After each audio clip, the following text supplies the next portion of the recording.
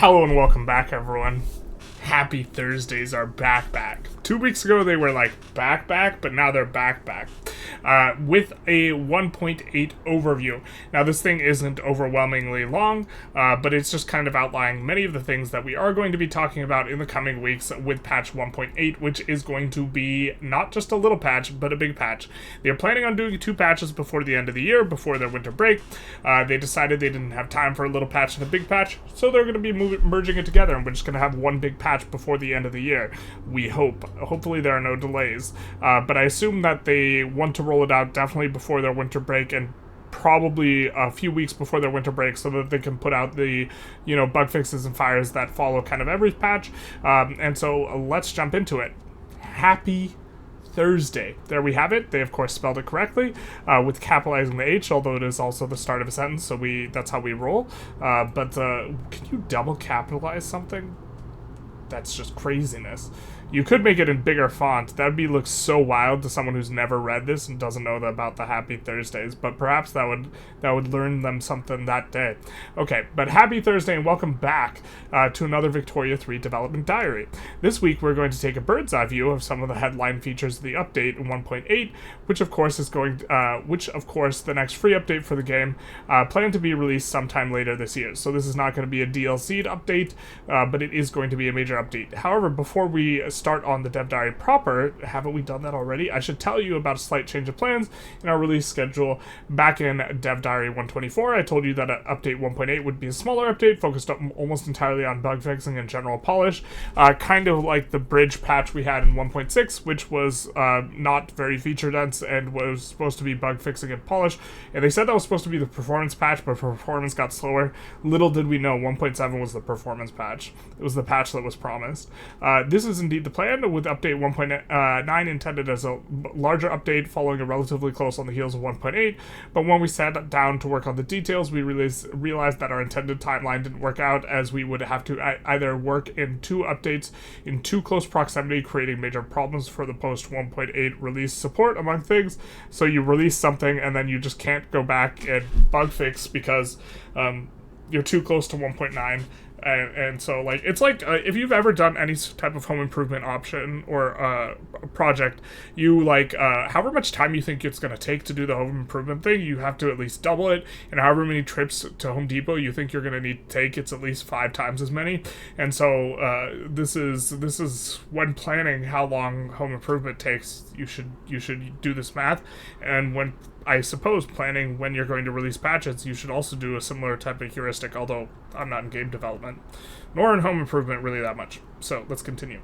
Or delay update 1.9 until all the way till next year, which we of course don't, which we didn't want to do. So we decided to combine the 2 updates, with the result is that 1.8 is now going to be a single update with a combined scope of 1.8 and 1.9, meaning it will contain not just the bug fixes and polish,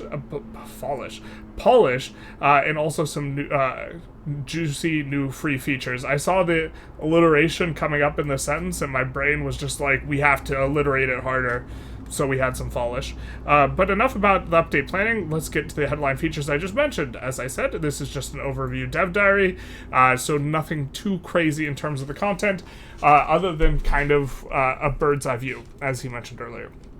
So we're going to have we're not going to have any great detail today, but we will have plenty more dev diaries planned in the upcoming weeks where we will fill in the blanks. One final thing before I start, happiest of happy Thursdays. I was a little off spelling here. All the features mentioned are still in early stage of development, so any screenshots, numbers, and art shown are going to be very, very, very, very, very, I love this. This is my favorite word of the entire thing, other than, of course, happy Thursday, which is 2 words. Work in progress. So, love the parenthetical. So, obviously, I say that I think that this is unnecessary every time, but that it's, totally necessary, because someone from the comments said, you said, or XYZ number, why don't I have 5% Mappy on my thing? And then it's just too strong.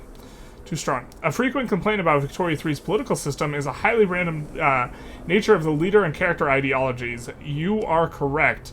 I am tired of having to roll a humanitarian every single time in order to have the run feel good and spending 30 minutes rolling generals to do it.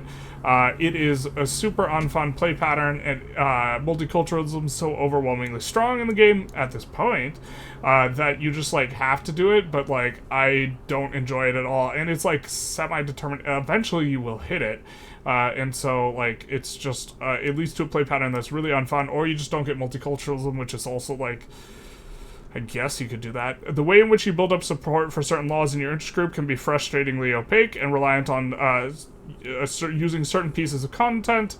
Corn laws, anyone, yeah, just corn laws, everyone reforming through corn laws nearly instantly is like another like very strangeness in a way that is nearly immersive nor feels particularly rewarding. And this is probably the thing to really emphasize here is that doing corn laws every single game on every single country, independent of what your starting conditions are or what you really want to do, or re-rolling generals so that you can pass multiculturalism, this is not immersive at all, and it also doesn't like feel fun as a play pattern. You're not like, man, I'm so handsome and good at this game. You're like, thank God I got through that, which is, in Update 1.8, we are taking aim at this problem alongside a number of other issues with a feature that we have dubbed ideological forces, but which can be more accurately called political movement rework. So this I'm somewhat excited about, but also taking a look at what we're seeing here today.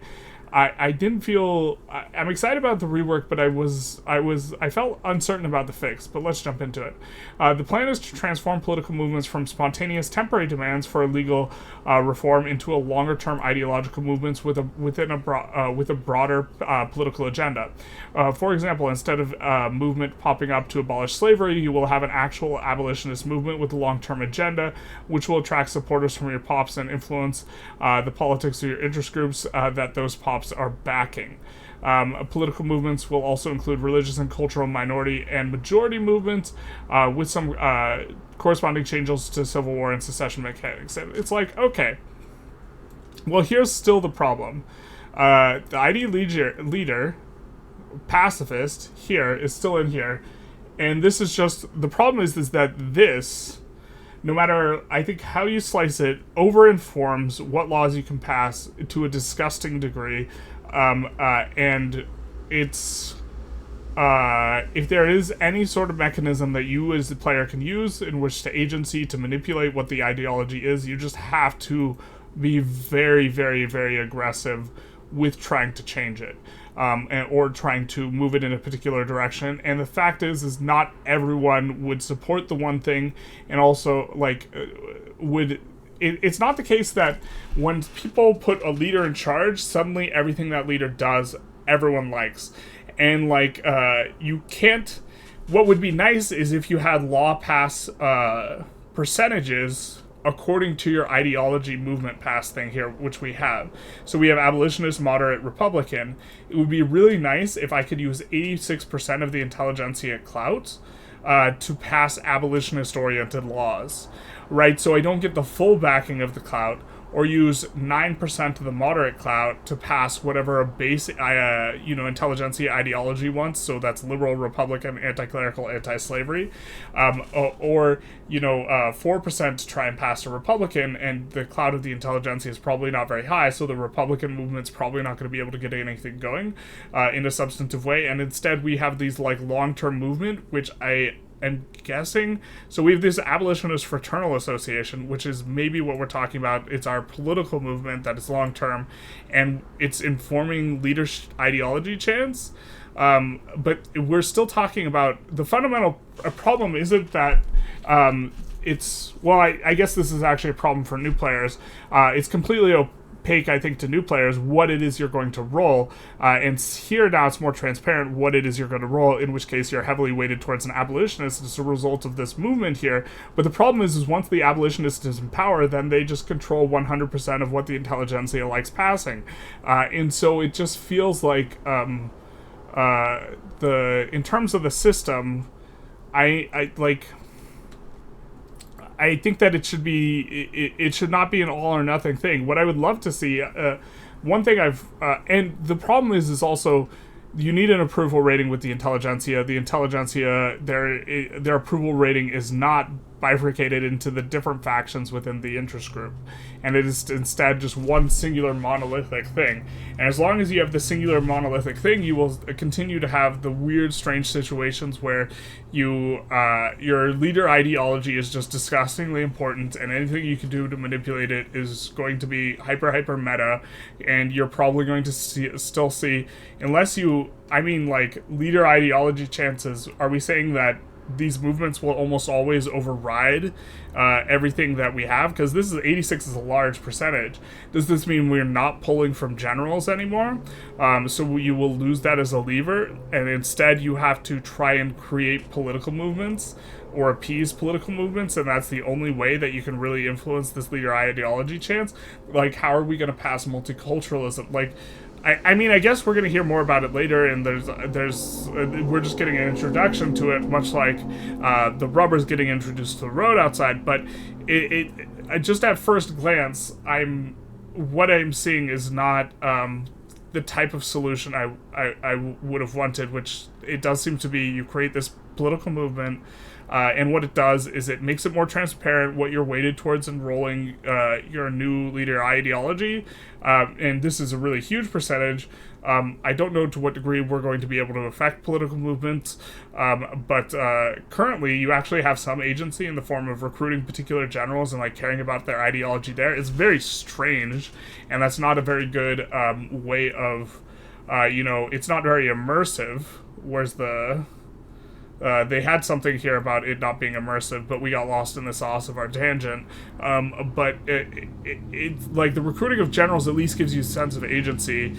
This makes it more transparent, seemingly, but if this movement is not something you have a lot of agency over, which, to be fair, maybe it shouldn't be something you have a lot of agency over, then it's going to feel really rough. And to be fair, kind of moving forward, the discrimination rework might lift the band-aid off this quite a bit, because the real thing that is perhaps the elephant in the room is multiculturalism as it stands, currently just being this law that's really hard to pass unless you manipulate the IG leaders, and it's like hyper essential for like hyper meta play, and it's just if this wasn't a difficult law to pass, all of this would be much less important, and you just kind of vibe your way through, like not being quite optimal. But as it stands, like not going multiculturalism really feels bad. But I guess that kind of transitions us into a bit of a different topic, which is the discrimination rework. Another issue straight off the future update plans we're tackling in 1.8 is the way prop discrimination works. Thank God, and they really are talking about addressing some of the issues in a way that I think is really important, and I think I'm very excited to see how this works. So, ever since release, we've said multiple times that the overly simplistic nature of discrimination is something we'd like to improve on in the future, and the future is finally here. The future is now, old man. That's you. Okay. This feature is still in the figuring it out stage, so I'll eschew the details, fair enough, but our principal goals are as follow: to introduce multiple levels of discrimination instead of it just being a binary state. Fantastic. Someone can be discriminated against, the fact that, like, the pops, like, the fact that there's not, like, layers to discrimination, and, like, the English would be just as discriminated against the Irish would be just as discriminated against in England than, like, someone who was, like, from China or something, like a Han pop, is, like, insane. They would be discriminated against. I'm not trying to say that the Irish weren't discriminated against. That's the furthest thing from what I'm trying to say. But, like, shout out to potatoes. The only thing they were allowed to eat. No. But, okay, let's continue. Instead of it just being a binary state, to have multiple levels of discrimination faced by POP be determined by factors other than just what the law says. And this one's very interesting, and going into the picture, we'll see some interesting looking stuff.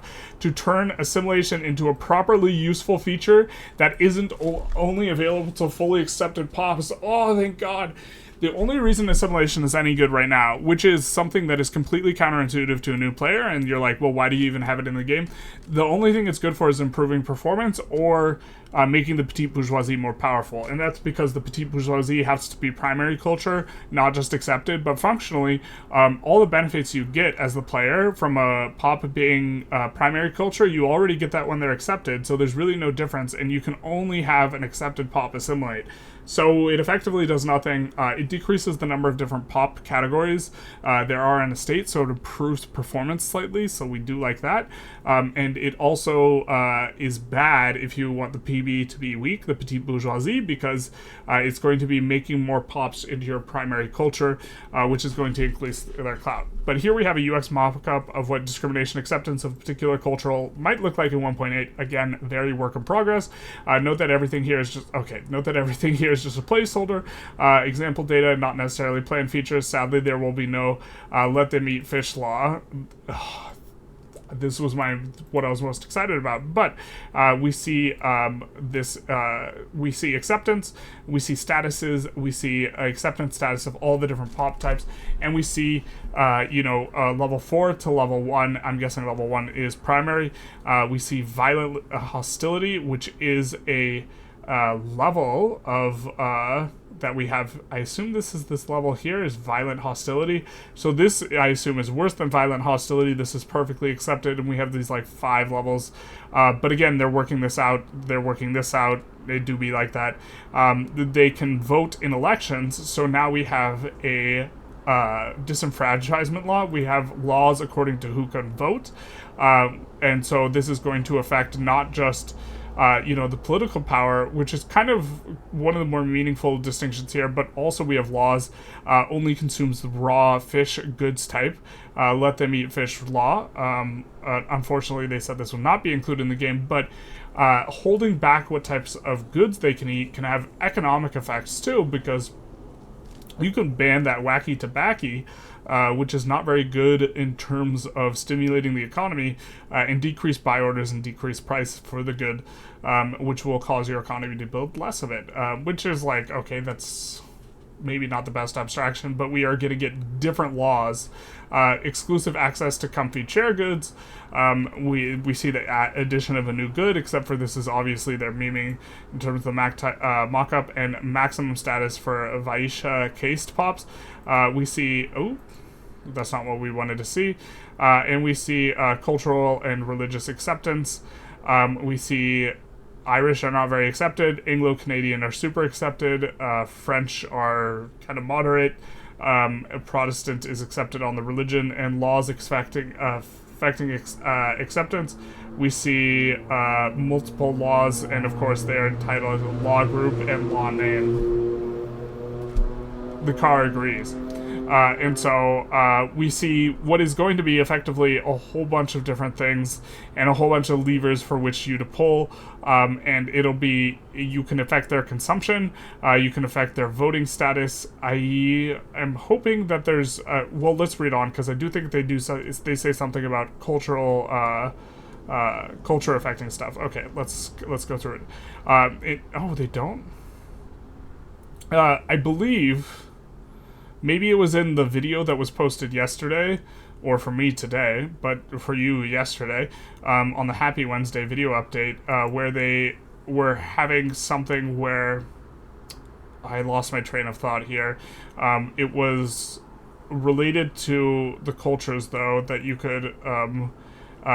just accepting the pops through laws was not sufficient to accept them in your country from a cultural standpoint, and I really think that this is the nail that you have to hit on the head in regards to cultures and acceptance, if you want it to feel good from a simulation perspective, because the law just passing and then everyone liking everyone, that's not like how it works.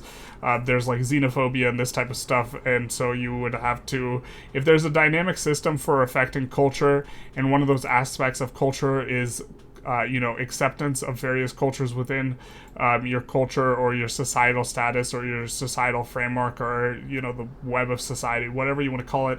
I think that'll be fantastic, and the fact that they're like breaking ground on this is very exciting, but obviously super work in progress from a game design perspective. I'm excited to see what they put in, and we'll see it more when we see it, but the notion of levels is definitely like essential. Like if you're in the U.S. In the 1800s and you're Irish, you're discriminated against, but you're not, discriminated against like the people who are slaves are discriminated against, right? Okay. Foodability, famines, and harvest incidents. I really have wanted to see for a while bifurcated MAPI, where foodstuffs have technologies which improve their MAPI, and they start off with really poor MAPI, which forces you to have local foodstuffs early on in the game, and then importing foodstuffs becomes better later, which, to my knowledge of the economy, kind of during this time period, that kind of like fits with the narrative is, I believe early on in this time period, England, for example, produced all of their own food, and then later on they started importing a lot of food. But let's get into it. In Update 1.8, we're planning to expand on the gameplay around agriculture and foodability, which of course was an issue of great importance to governments at the time. After all, the 19th century saw events such as the Irish potato famine, of which there were several modest proposals to solve it, the repeated of famines in British-controlled India, and the worldwide famines in the wake of the Krakatoa explosion. To do this, we are going to introduce a new concept of food availability for POPs, which is a factor that is separate from, but intrinsically linked to POP's standard of living. So the reason it's going to be like separate from, because currently, if your POPs have really cheap of every good other than grain, and then grain gets expensive, they won't actually have a very low SOL relative to their income, because the overall price of their basket of goods is low. But food is a good that you really, really need. And so having a system that tracks not just like the total basket of expenditure, but also like is tracking food individually definitely seems important. And like, what is it? The turmoil in the Middle East that was in the early 2010s. I think that was called the Arab Springs. I think that's what that was referring to exactly. But there was like a man who like couldn't afford food, and he like lit himself on fire as a form of protest, which is kind of the gnarliest form of protest. But what they had going on, why I think of them, is in terms of their income percentage, the amount that was spent on food was like 90% of their income. So if you increase the price of grain by like 5%, you will rapidly destabilize the region, right? Or 10% or 20% or 30%. You will rapidly destabilize the regions for which grain is a much higher level of the expenditure, and you should see regions get destabilized by there not being a lot of grain, which we don't see in game, and there's no cyclical nature of harvest at all. And this should be something that has a political effect. It should really make the POPs upset, and it should make the POPs upset in a way that feels a little bit more immediate than the current system, which is that you have to run a deficit in terms of how expensive your POP basket is for an extended period of time, and then your SOL drops by 1, and then it drops by another 1. There's a little bit of a lag. And it's like, well, when you run out of food, you run out of food immediately, and second of all, you having cheap clothing doesn't offset that you're hungry, right? And so this being separate and being dynamic around harvests does to me seem to be something that's going to be good, but a secondary effect on that, the system that they have isn't maybe quite as local as I'd like, but let's get into it. Currently, we're thinking that food availability for a POP will be determined by how much of their buy package goes towards feeding themselves. So a higher percentage means that they should be more upset by food getting expensive, which is why you had the massive turmoil, in the Middle East, because when food goes up by 20% in the U.S., rent is like really a high percentage in the U.S. Relative to like food, or like, well, food's expensive too, but it's not like 90% of your income. So when food goes up by 20%, that's not as backbreaking as when it is for someone where it's 90% of their income. How expensive food good they're purchasing, and whether or not there are any shortages among those goods. Low food availability will increase POP mortality and radicalism and trigger a statewide famine if it's widespread enough.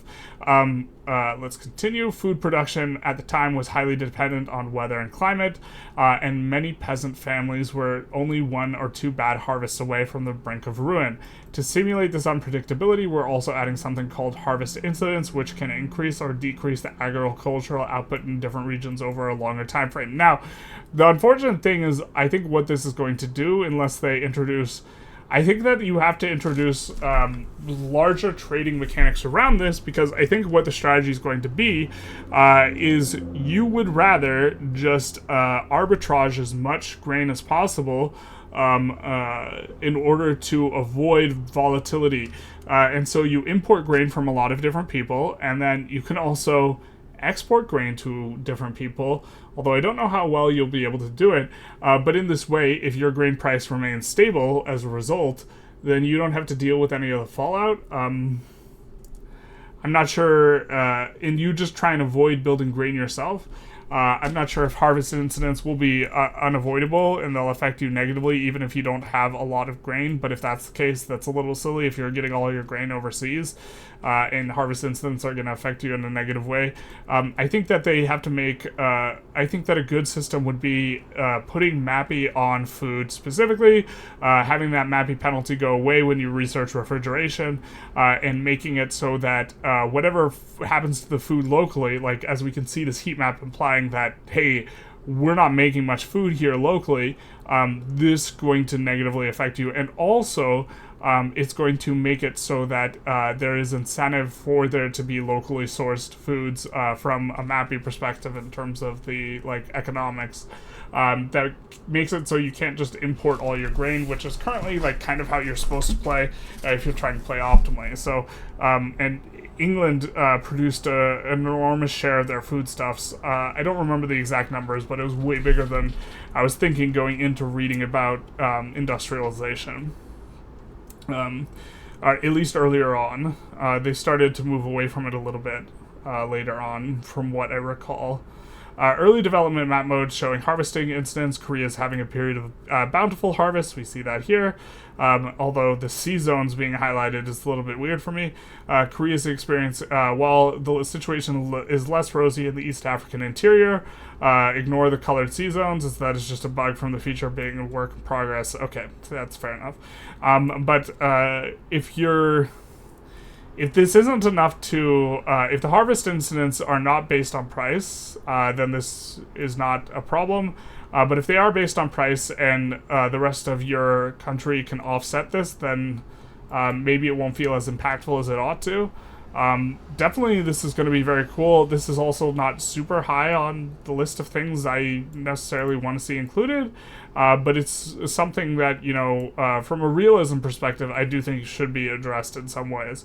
But okay, these are the big ones for update 1.8, but it is of course no means all we're planning to do with the new update. This update, a few honorable mentions of other changes and improvements you can expect to see in 1.8, all of which we'll explain in detail over the few coming weeks, is companies owning and investing in buildings. This, for me, is the really huge and cool one. Now, they did talk about it, and maybe we'll do some sort of separate video about it. We weren't taking notes super closely on everything they talked about, but they did talk about this in their kind of update video yesterday.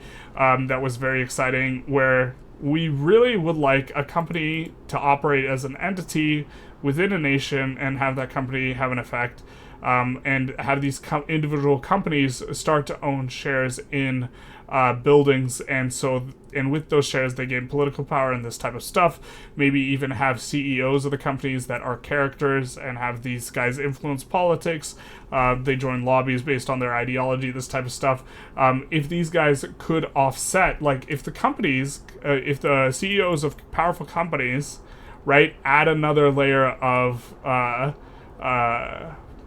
what they care about, and then this helps to decrease the huge effect that the leader IG has in kind of just the vanilla situation, where what ideology we roll on the Intelligentsia leader is just hugely important. But if some of the power that would normally go to the Intelligentsia is still instead going towards lobbying powers from XYZ company that controls 30% of our economy, then it makes the game feel better. There is a mod that goes into this, the Better Politics mod. What it does is it doubles or triples the number of interest groups, and this also serves to decrease the effect of an individual leader ideology having an enormous effect on like the trajectory of your nation, which I think is an improvement. But very, very excited that they are planning on doing some of this for companies. Something I would like to see for companies, and something that I gave them feedback for kind of in 1.5, is I think that companies should give a trade bonus. I think if your nation is known for being a fine producer of socks, what should happen is other nations should really want to buy your socks. You should have a comparative advantage, and what this should allow you to do is export more socks. And so what this should be reflected at in game is you should either get a Mappy bonus to socks, or they should get a Mappy bonus to socks, right? And the receiving country, that way the negative effect of Mappy, that is market access price impact on trade, is no longer felt for specifically trade for companies you have. That way, you will be sending out the stuff that you make. Now, to be fair, some of the penalties of Mappy are offset by the fact that you have additional throughput on your companies, so you can, in your own market, push the price down lower, and with that lower equilibrium price, it makes trade easier. So trade does get a little bit easier, but it would be nice to facilitate more trade of a good that is like kind of worldwide household name type of good, what is it? Getting furniture from the Ottomans, luxury furniture from the Ottomans. It's actually rugs, but we want to buy Ottomans. And so you should be able to have an advantage such that you can push trade. And I think that that's not currently there for companies, but there's a ton of ideas for companies that are super excited, very excited about this. Okay. Bulk nationalization tools. So for those metagamers out there, we don't nationalize anyways, but we're going to have a video on that. But nationalization is just really weak, but currently the UI is really bad for it. The UI is, you can go to the building registry, sort by like foreign-owned buildings, and kind of click around it like that, but there's nothing to like mass nationalize. And specifically nationalizing stuff where that is owned by other countries is really tedious. And I wish there was a little bit more granularity in the UI that made that easier. Because that's specifically what you want to. The game doesn't let you nationalize specific levels from specific people, and it should. Instead, you have to nationalize like one level at a time, and sometimes it'll pick. I don't know if it picks the first building constructed or the last building constructed, but sometimes it will want you to nationalize some of the buildings owned by your pops instead of the foreign-owned pops, and you just want to nationalize the foreign-owned pops. And so it'll be nice if in the UI this is something you could do. And to be fair, there are some like narrow spots where you nationalize, but for the most part, nationalization is, well, it's like basically just other countries or just stuff owned by other countries. Multi-select and right-click orders for formations. This is very exciting as well, as was the 1.7 hotfix update, where they said that fronts were a little bit more sticky to in terms of the army. I know someone on the Discord was kind of testing this, and they managed to push from Russia all the way to like kind of interior here through Siberia, which is traditionally the stuff that front spaghettis do the hardest, having a lot of fights in Russia. And they said they were able to stick to the front, so if that's been improved, that'll be fantastic. Specifically, Canada and Siberia are the really big, rough ones. The states that are extremely large tend to be the most problematic in this regard. But the ability to mass select, multi-select, and right-click orders for formations and this type of stuff, giving the UI an improvement in addition to kind of the bug fixes they made for military is going to be really nice. Especially, if we can control click and multi-select. Still would love to, in 1.5, when they initially talked about naval invasions, they said that you would be able to assign multiple armies. Still would love to see that because there's a cap on your army size, and so if the AI ever starts defending really intelligently, it's going to be really hard to land them.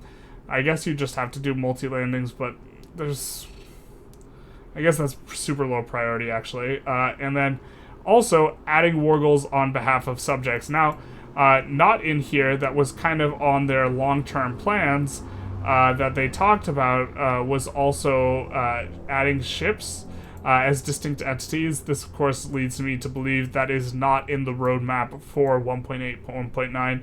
And so maybe we need to, the video yesterday, what they went over, I think maybe we refocus on this stuff specifically, because this is probably what's going to be in the next patch rather than all the stuff they talked in the video yesterday. But this is still really exciting.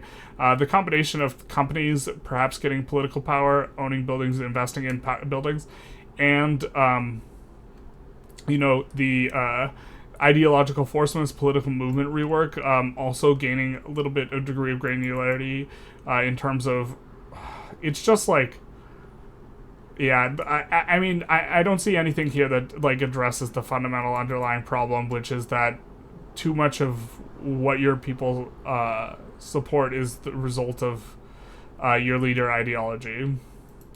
I guess, I mean, maybe they just, they might just be taking the agency away in regards to the rolling of generals, which is better for immersion, but it's just super rough from, like, an RNG perspective, because then are you just RNG rolling your political movements instead? It's just another, like, layer instead, unless you have agency over your political movements, which I don't think you will. Like, instead of having RNG at the side of rolling the general, or rolling your IG leader, now you have RNG at the side of rolling your political movements. It seems like kicking the can down the road. I mean, I guess we'll see more, but would love to see companies infect that as well. And also, maybe it'll be less important with the rework here on discrimination. Although they might be trying with several of these features just to get their foot in the door, rather than have something that's super fleshed out, especially because this is a free update. Like, when they introduced agitators, they said they were going to do a lot more with them, but that it would kind of just be a foot in the door type of thing in 1.3. And so maybe this is kind of what we're seeing here, is they're setting up stuff where the discrimination rework is going to allow for a cultural framework underlying your law framework, which is going to allow for various things that, like, are your pops generally more jingoist? Do they like each other? Do they get along? Is there xenophobia? And then this will downstream, based on, like, their acceptance, what they can do, all this type of stuff. This will affect what political movements you get, and so we might see a framework for this. And then the political movements are going to affect your leader ideologies, and also, where the money is in your country, what companies own it, and perhaps who is running those companies is going to inform it. Do you have someone who's, like, hyper-racist, like Henry Ford? Shout out to assembly lines. Is this what's going on in your country? And then he's going to influence policy because he owns a third of your economy, because beep boop, we like the loud cars outside. Except there's no loud car outside this time. Bad timing. That would be great. And so maybe we see, like, kind of the creation of a lot of tools here. Certainly this will be a nice thing, but yeah. In the food availability thing, this seems really neat from a realism perspective, but as metagaming goes, this to me seems like somewhat low priority in terms of things I would want worked on, but this definitely seems like appropriate in this type of thing. So I think we're starting to repeat ourselves here. Really, I'm excited about these features. I'm a little bit tepidly excited about ideological forces, because I think that it might not get reworked, or might not be a sufficient overhaul for what I want to see, and not fix the underlying problem, while still maybe making some of the play patterns that allow you to circumvent the leader ideology being a frustrating mechanic. Might be taking those away from the player. There's Henry. Young autograph for young Henry. But I think we're going to conclude this episode. Going to be super excited to see what the next dev diaries kind of hold in store for us, because obviously we didn't get a ton of details here, and so we're left to mainly speculate as to what there is. This is a relatively short one, and so I was just kind of going off on a lot of tangents. Holy snap, this actually ended up being super long.